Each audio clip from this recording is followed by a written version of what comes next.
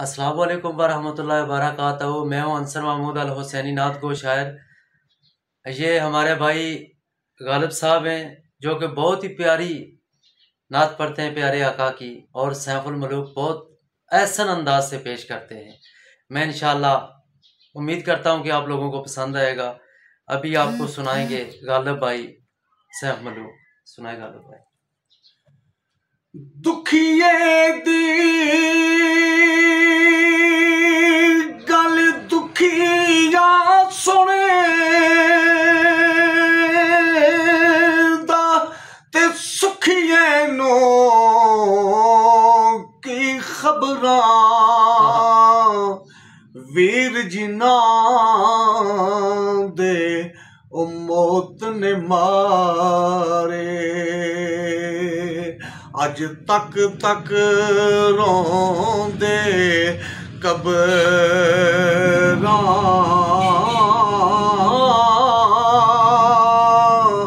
सजन जिना दे है मौत ने मारे अज तक रोंदे कबरां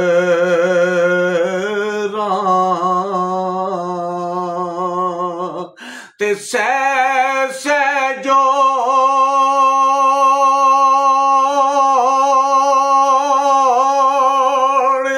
संगत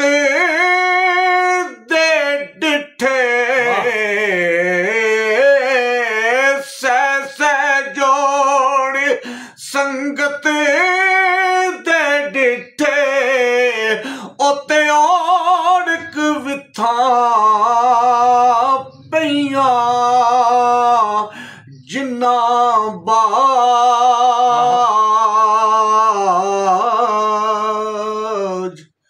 एक पल न सजूंदे अज शक्लां याद ना रहियां ओ यारो जिन्ना बाज एक पल न सजूंदे अज शक्लां याद ना रहियां ते यार यारां दे कम करदे यार यारां दे कम करदे ते पाई पाइयां दियां बावां बाप सिरां दे है ताज मुहम्मद ते मावां ठंडियां छावां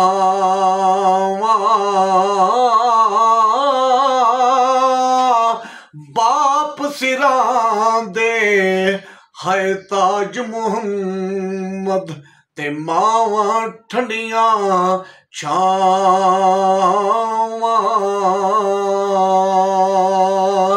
ते आ सजना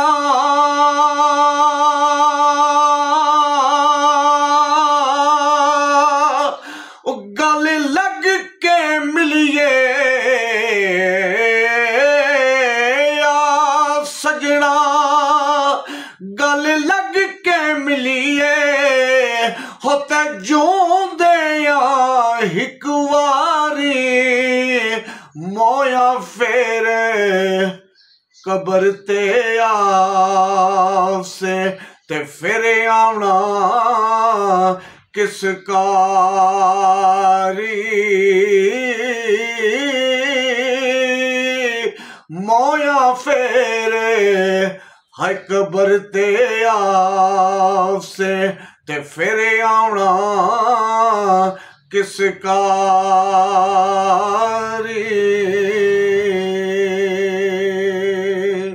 ते टिंडा पानी पर डोलन ते वांगो दुखिया नैना मुड़ जावने फिर खाली कर लो ਜਿਵੇਂ ਟੋਰ ਪਰਾਵਾਂ ਪੈਣਾ ਮੁੜ ਜਾਵਣ ਫਿਰ ਖਾਲੀ ਕਰ ਨੂੰ ਜਿਵੇਂ ਟੋਰ ਪਰਾਵਾਂ ਪੈਣਾ